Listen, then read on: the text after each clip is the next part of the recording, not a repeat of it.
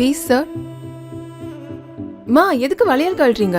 இல்லை மேடம், பிள்ளை சம்பளமே 15,000 தான். இதில் ஹாஸ்டல் ஃபீஸு எப்படி?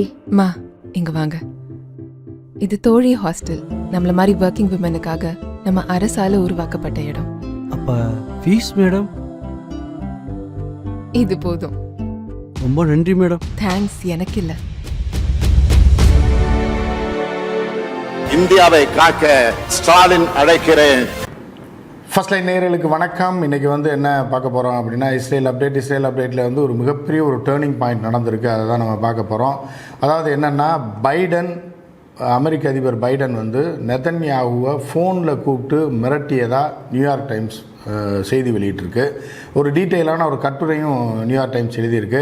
எனவே இதில் என்ன நடந்துக்கிட்டு இருக்குது, இதில் என்ன உள்குத்து, எதுக்காக அமெரிக்கா மிரட்டுது, அதாவது பிள்ளையை கிள்ளி விட்டு தொட்டிலையும் மாட்டுவதை போல் இந்த போர் ஆரம்பித்த உடனே, அதாவது ஹமாஸ் 6 மாதத்திற்கு முன்பு தாக்குதல் நடத்திய போது முதல்ல அங்கே போனது யாருன்னா அமெரிக்க அதிபர் பைடன் போன உடனே என்ன பண்ணார்னா, ஹமாஸை அழிக்காமல் விடக்கூடாது அப்படி இப்படின்னு சொன்னார். ஏன்னா அப்போ தீவிரவாத தாக்குதலாக அது கருதப்பட்டது. எனவே அவர்களை அழிப்பதற்கு அனைத்து உதவிகள் செய்யப்படும்.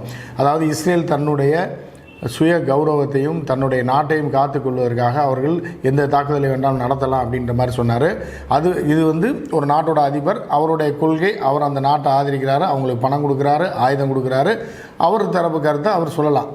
ஆனால் அதையும் தாண்டி என்ன சொன்னார் அப்படின்னு பார்த்தீங்கன்னா, நான் இஸ்ரேலில் பிறந்தவன், நான் ஒரு இஸ்ரேல்காரன், இவர்களை அழித்தாக வேண்டும் சொல்லி கூடுதலாக சில பிட்டுகளையும் போட்டு விட்டார். அதே மாதிரி நெதன்யாகுவை கட்டி பிடிச்சி இவ்வளோ பாசமாக இவங்க 2 பேருக்கு அப்படின்ற மாதிரியான இதெல்லாம் வெளிப்படுத்தினார். அப்போ போக போக பார்த்தீங்கன்னா இது கொஞ்சம் கொஞ்சமாக இந்த போர் நடந்து, கொடூரங்கள் நடந்து, 40,000 பேருக்கு மேலே கொன்று, 18,000த்துக்கு மேற்பட்ட குழந்தைகளையும் பெண்களையும் கொன்னதுக்கப்புறம் அங்கே நடந்த கொடூரங்களை தொடர்ந்து அமெரிக்காவில் மிகப்பெரிய எதிர்ப்பலை கிளம்பியது. ஐரோப்பா முழுவதுமே, அதாவது இஸ்லாமியர்கள் மட்டுமில்லாமல் இந்த காசா மக்களுக்கு ஆதரவாக மிகப்பெரிய போராட்டங்கள் எல்லாம் கையில் எடுத்தவுடனே அதுக்கப்புறம் கொஞ்சம் நாள் ஆச்சு, ஒரு 2-3 மாதம் ஆனவுடனே இவர்கள் ஆயுதம் சப்ளை பண்ணாங்க. ஹவுதிகள் தாக்குதல் தடுப்பதற்காக கப்பலை கொண்டு போய் நிறுத்தி அடி வாங்கினாங்க. இப்படி அமெரிக்காவுக்கு அவமானம் மேலே அவமானம் இஸ்ரேல்னால ஏற்பட்டது. அதுபோக என்ன பண்ணுறதுன்னா, ஈரான் சப்போர்ட் படைகள் இருக்கு இல்லையா, அவர்கள்லாம் என்ன பண்ணாங்க அப்படின்னா, ஒரு சில குழுக்கள்லாம் அமெரிக்கா பேஸ் மேலே தாக்குதல் நடத்தி 3 அமெரிக்க இராணுவ வீரர்கள் கொல்லப்பட்டார்கள். சரியா? அவர்கள் 3 பேர் யார் அப்படின்னா நீக்ரோக்கள், பாவம். சரியா? இப்படி இருக்கும்போது திடீர்னு பைடன் கூட்டு மிரட்டினார்னா அதை நம்ம நம்பணுமா? என்ன நடந்திருக்கு அப்படின்னு பார்த்தீங்க அப்படின்னா, அவர்கள் செனட்டில் அவர்கள் கட்சியை சார்ந்தவர்கள் பைடனை மிரட்ட ஆரம்பிச்சிட்டாங்க. நீ எதுக்காக அவன் காசு கொடுக்குற, ஆயுதத்தை கொடுக்குற, அவர்கள் உடனடியாக போரை நிறுத்த வேண்டும்ன்ற அழுத்தம் பயங்கர ஜாஸ்தியாச்சு. இதெல்லாம் அவர்கள் கேட்டிருக்க மாட்டாங்க இப்போ தேர்தல் முடிஞ்சிருந்தா. ஆனால் வர நவம்பரில் தேர்தல் வர்றதுனால என்ன ஆச்சுன்னா, பைடன் கட்சிக்காரர்கள் சொல்வதையும் மக்கள் சொல்கிறது தான் கட்சி எம்பிக்கள் சொல்கிறாங்க. கட்சி எம்பிக்கள் சொல்வதை பைடன் கேட்கலைன்னா பைடனே ஆட்டையை முடிச்சிருவாங்க. அவருக்கு அடுத்த டைம் சீட்டு கிடைக்குமான்னு தெரியாது, தோக்கடிச்சிருவாங்க. இதனால் நெருக்கடிக்கு மேலே நெருக்கடி. ஒரு பக்கம் பார்த்தீங்க அப்படின்னா எதிர்கட்சி வலுவாகிட்டு வருது. ட்ரம்ப்போட பிரச்சாரம் தீவிரமாகி மீண்டும் ட்ரம்ப் தான் போட்டி போட போகிறார் அப்படிங்கும்போது ட்ரம்ப் தான் ஜெயிப்பார் அப்படின்ற மாதிரி அமெரிக்காவில் வரும்போது இப்போ நெருக்கடிக்கு மேலே நெருக்கடி வந்துடுச்சு பைடனுக்கு.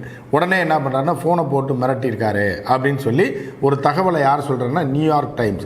இது எப்படி அவங்களுக்கு தெரியும் அப்படின்னா, அவர்களுக்கு நெருக்கமான அதிகாரிகள், அதாவது என்ன பேசணும்னு சொல்லி டிஸ்கஸ் பண்ணாங்கல்ல, கோர் டீமில் இருக்கக்கூடிய அதிகாரிகள், அவர்கள் சொன்னதான் நியூயார்க் டைம்ஸில் வந்திருக்கு. ஆனால் பைடன் இது வரைக்கும் பேட்டி கொடுக்கல. ஆனால் பைடன் மிரட்டிட்டார் சொல்லி ஊர்வரம் அந்த தகவலை பரப்பி விட்டு எல்லா பேப்பர்லையும் ஆர்டிகல்ஸும் நியூஸும் போட்டிருக்கான். ஸோ இப்போ இது சரி மிரட்டினார்னா அதுக்கு பயந்துருவாரா நெதன்யாகு?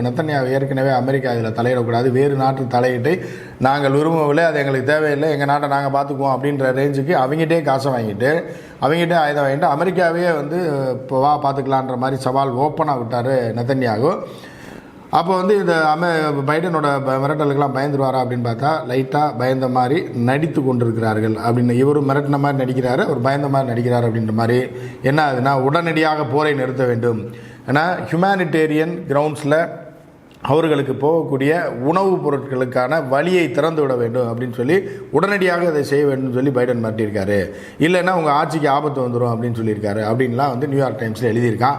அதில் என்ன பண்ணியிருக்காங்க அப்படின்னா, அதே மாதிரி கடல் வழியாக பாதிக்கப்பட்ட 10 லட்சத்துக்கு மேற்பட்ட அகதிகளாக தங்களுடைய சொந்த நாட்டிலே இருக்கக்கூடிய உணவு இல்லாமல் ஒருவேளை உணவு கூட கஷ்டப்படும் மக்களுக்கு உணவு அளிப்பதற்கும் உணவு கொண்டு போவதற்கும் ஒரு போர்ட்டை திறந்து விட்டுருக்காங்க நேற்று.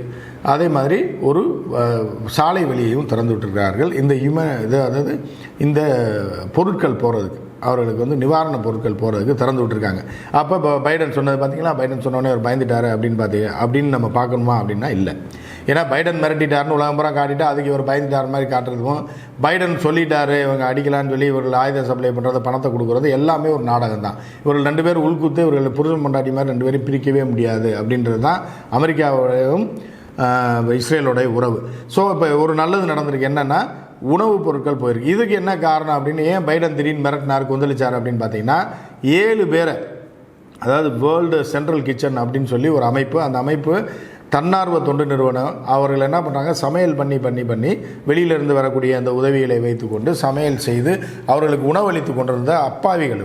இவர் யாருன்னா 3 பேர் பிரிட்டனை சேர்ந்தவன், மீதி 3 பேர், ஒருத்தர் அமெரிக்காவை சேர்ந்தவன், மீதி 3 பேர் வேறு நாடுகளை சேர்ந்தவர்கள். சரியா, ஸ்பெயினோ இத்தாலியோ அந்த மாதிரியான நாடுகளை சேர்ந்தவர்கள். ஸோ இது வந்து மிகப்பெரிய தாக்கத்தை ஏற்படுத்தியிருக்குது. இப்படி இந்த மாதிரியான சோசியல் ஒர்க்கர் மீது வேறு நாடுகள் தாக்குதல் நடந்தால் உடனடியாக அந்த நாட்டின் மீதே படையெடுத்திருக்கும் அமெரிக்கா, பிரிட்டன் படையெடுத்திருக்கும்.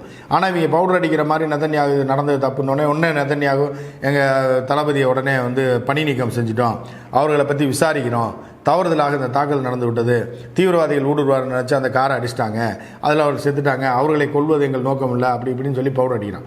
பவுடர் அடித்தாலும் என்னன்னா, இவர்களும் வந்து என்ன பண்ணுறாங்கன்னா அவர்கள் மீது நடவடிக்கை எடுக்கலை. இது வந்து மக்கள் மத்தியில், அமெரிக்க மக்கள் மத்தியில் மிகப்பெரிய அதிருப்தி ஏற்படுத்தி இருக்கிறது. அந்த செனட்டர்கள் மத்தியிலையுமே ஏற்படுத்தி, ஏன்னா அடுத்த எலெக்ஷனில் நிற்கிற நவம்பர் மாதம் எலெக்ஷன் தெருவுக்கு போனோன்னா எதையாவது எடுத்து தான் அடிப்பாங்க அப்படின்றதுனால என்ன பண்ணுறாங்க, அவர்கள் ப்ரெஷர் கொடுத்து பைடனை ஃபோன் பண்ண வச்சுருக்காங்க. ஃபோன் பண்ண வச்சோடனே இது ஒரு நடிப்பு தான், ஃபோன் பண்ணி மிரட்டுற மாதிரி மிரட்டினோடனே உடனே ஒரு இது பண்ணுறாராம், உடனடியாக போரை நிறுத்து, போரை வாபஸ் வாங்க வேண்டும்னு பைடன் சொன்னதாக சொல்லியிருக்காங்க. வாபஸ் வாங்குறாங்களான்னு பார்க்கலாம், இதுதான் இப்போ வெயிட் பண்ணிகிட்டு இருக்கோம். இதை வாபஸ் வாங்குறானா இல்லையா, அங்கே அதாவது மனிதாபிமானமாக இவர்கள் நடந்து கொள்கிறார்களா இல்லையான்னு சொல்லி கத்தார் பிரதிநிதியும் அங்கே இருக்கணும் அப்படின்னு சொல்லி ஒரு பிட்டை போட்டு விட்டுருக்காங்க. சரியா, கத்தார் நாட்டோட பிரதிநிதிகளும் அங்கே அந்த நாட்டில் போய் கண்காணிக்கணும் அப்படின்னு பண்ணியிருக்காங்க. இதெல்லாம் ஏன் நடக்குது அப்படின்னு இன்னொரு உள்குத்து பார்த்தீங்க அப்படின்னா, அதை சீரியஸாக நீங்கள் ஆராயணும். அதாவது ஈரானுடைய இராணுவ தளபதிகளை சிரியாவில் வைத்து 7 பேரை கொண்டுட்டான், ராக்கெட் அடித்து. அதுவும் எங்கே அப்படின்னா, தெருவில் போகிறப்பையோ போர் களத்துலையோ எங்கேயோ கொண்டுட்டா கூட அது போர் வேறு மாதிரி ஆயிரும். ஆனால் ஒரு நாட்டோட எம்பசி அப்படின்றது மிக பாதுகாக்கப்பட்ட பகுதி. சிரியாவில் இருக்கக்கூடிய ஈரான் எம்பசியவே அடித்து நொறுக்கி அந்த தளபதிகளை கொண்டிருக்கிறதுனால ஈரான் குலவெறியாகி உடனே ஐநா மன்றத்துக்கு போய் முறையிட்டு அந்த கூட்டத்தெல்லாம் கூட்டினாங்க. அவர்கள் பதில் தாக்குதல் நடத்துவதற்கு திட்டம் போட்டுருக்காங்க. இன்னொன்று ஈரான் என்ன சொல்லியிருக்கு அப்படின்னா, நாங்கள் வந்து இதற்கு தக்க பதிலடி தக்க நேரத்தில் கொடுப்போம் அப்படின்னு சொல்லியிருக்காங்க.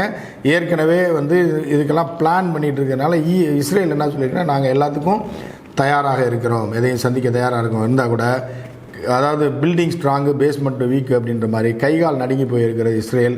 எந்த நேரத்தில் கொடூர தாக்குதலை ஈரான் தொடுக்குன்னு தெரியாது. ஸோ அப்படி இருக்கும்போது அமெரிக்காவை பயத்து விட்டால் இஸ்ரேலை அழிச்சிருவாங்க. ஸோ என்ன பண்ணுறான்னா, அமெரிக்கா வந்து வேறு விதமாக இஸ்ரேலுக்கு சப்போர்ட் பண்ணுற மாதிரி, நீ போரை நிறுத்திட்டு நாங்கள் பார்த்துக்குறோம், இதை காரணமாக வச்சு நாங்கள் அப்படி இப்படி பவுடர் அடித்து இந்த மேட்ரை அப்படியே கூலாக கொண்டு போயிடுவோம், ஈரான் மேட்ரை அப்படியே டீலில் விட்டுடலாம், அப்புறம் ஈரான் அடித்தா நாங்கள் வருவோம், நீ முதல்ல போரை நிறுத்தின, நாங்கள் சொல்கிறத கேட்டால் தான் உனக்கு நாங்கள் இறங்கி காப்பாற்ற முடியும் அப்படின்னு சொல்லி அமெரிக்காவோட உள்குத்து வேலை தான் இது அப்படின்னு நம்ம பார்க்குறோம். இதில் என்ன அப்படின்னு பார்த்தீங்கன்னா, ஈரான் விடவே விடாது. ஈரான் 2-3 நாட்களுக்குள், இந்த ரம்ஜான் முடிஞ்ச உடனே, ரம்ஜான் வந்து இன்னும் ஒரு 4 நாட்கள் 5 நாட்கள் இருக்குது, ரம்ஜான் முடிஞ்ச உடனே இஸ்ரேல் மேலே மிகப்பெரிய தாக்குதலை தொடுப்பதற்கு அவர்கள் நேரடியாக இறங்க மாட்டாங்க. ஏன்னா ஒரு நாடு இன்னொரு நாள் மேலே அடிச்சுதுன்னா அது போராயிரும். அதனால் ஹவுதிகள் உதவியுடனோ இல்லைன்னா வந்து ஹமாஸ் உதவியுடனோ இல்லை அப்படின்னா நம்ம ஹிஸ்புல்லா வைத்துக்கொண்டோ மிகப்பெரிய தாக்குதலை இஸ்ரேலில் நடத்துவதற்கு தீவிர திட்டம் தீட்டி வருகிறார்கள். இந்த ரம்ஜான் முடிஞ்ச உடனே ஒரு பெரிய தாக்குதல் இருக்கிறது. இது எந்த மாதிரியாக போகுது, இஸ்ரேல் எந்த மாதிரியான நாசமாக போகுது அப்படின்னு தெரியல. இதை தடுத்து, இந்த ஈரானுடைய பதில் தாக்குதலை தடுத்து நிறுத்துவதற்காகத்தான் அமெரிக்கா என்ன பண்ணுது அப்படின்னா, உள்ளே புகுந்து ஒன்று நெதன்யாகுவை பதவி விலக சொல்லி தூக்கி போட்டோம்னா இந்த போரை அப்படியே நிறுத்திட்டு, தெரியாமல் அடிச்சிட்டாங்க, பழைய ஆள் தான் அடித்தா, இப்போ புது ஆட்சி வந்துடுச்சு விட்டுருங்க அப்படின்னு பவுடர் அடித்து ஈரானை தடுக்கலாம். இல்லைன்னா நம்ம சொல்கிறத கேட்குற மாதிரி போரை நிறுத்திட்டா, நெதன்யாகு தூக்க முடியலன்னா கூட போரை நிறுத்திட்டா அதை வச்சு போர் பேச்சுவார்த்தை அப்படி இப்படின்னு போய் ஈரானில் பண்ணி, சரி ரைட்டு விடுங்க, போர் நடந்துச்சு, உங்களுக்கு மேலேயும் தாக்குதல் பண்ணுறான் தெரியாதனமா, சரி விட்டுருங்கன்ற மாதிரி பவுடர் அடிக்கிறதுக்கான திட்டம் தான் அமெரிக்கா, இவரை மிரட்டியது யாரை? இஸ்ரேல் பிரதமர் பெஞ்சமின் நெத்தன்யாகுவை மிரட்டியதற்கான உள்குத்து காரணம் அப்படின்னு நம்ம பார்க்கலாம். ஏன்னா இது பூராமே எல்லாமே ப்ரீ பிளான்டு தான். ஆனால் அடிக்கிற மாதிரி அடிப்பான், மிரட்டுற மாதிரி மிரட்டுவான். அமெரிக்கா இல்லைன்னா இஸ்ரேல் இல்லைன்றது சின்ன குழந்தை கூட சர்வதேச அரசியல் தெரிந்த யாருக்கு வேணாலும் தெரியும். அமெரிக்கா தான் ஆயுதம் கொடுத்துட்ருக்கு, பணம் வேறு கொடுத்துக்கிட்டு இருக்கு வருஷம். ஸோ அப்படி இருக்கும்போது இவன் அவனை மிரட்டுறாராம், அவர் பயப்படுறாராம், அவர் போகிற நிறுத்துறாராம். இதுக்கெல்லாம் காரணம் ஈரானுடைய தாக்குதலுக்கு பயந்து தான் அப்படின்னு நம்ம பார்க்குறோம். ரம்ஜான் முடிஞ்சு கட்டாயம் ஈரானுடைய தாக்குதல் இஸ்ரேல் மேலே இருக்குது அப்படின்றத நம்ம எதிர்பார்க்கலாம். அதற்கான திட்டங்கள்லாம் தீட்டிக் கொண்டு அதற்கான வேலைகளில் ஈரான் தீவிரமாக ஈடுபட்டு கொண்டிருக்கிறது. ரஷ்யாவும் இதை தீவிரமாக கண்காணித்து வருகிறது. எனவே தான் பயந்து கொண்டு அமெரிக்கா இந்த போர் அடுத்த கட்டத்துக்கு போயிடக்கூடாதுன்றக்கா இந்த போரை முதல்ல நிறுத்து அப்படின்ற மாதிரி ஒரு பிட்டை போட்டிருக்கான் அப்படின்னு நம்ம பார்க்குறோம். மீண்டும் வேறு ஏதாவது அப்டேட் செய்திகள் வந்தால் நான் உங்களை சந்திக்கிறேன். அது வரைக்கும் நன்றி கூறி விடைபெறுவது உங்கள் உமாபதி கிருஷ்ணன். First line. நன்றி, வணக்கம்.